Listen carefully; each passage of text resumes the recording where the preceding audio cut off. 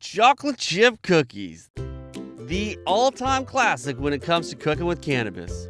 One of the tastiest and easiest things to make ever. This is my longtime go-to chocolate chip cookie recipe, and with or without weed, they're absolutely amazing. Preheat your oven to 375 degrees. Cream together 1 cup of butter and 1.5 cups of brown sugar.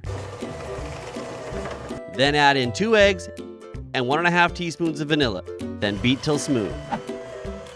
In a separate bowl, combine 2 cups of flour, 1 teaspoon of baking soda, and 1/2 teaspoon of salt, then gradually blend into the cream mixture. Stir in 1 package of chocolate chips and mix well. Drop the dough by tablespoons onto an ungreased cookie sheet and bake for 10 minutes. Cool them on a wire rack and try not to eat them all. See, I told you that was easy.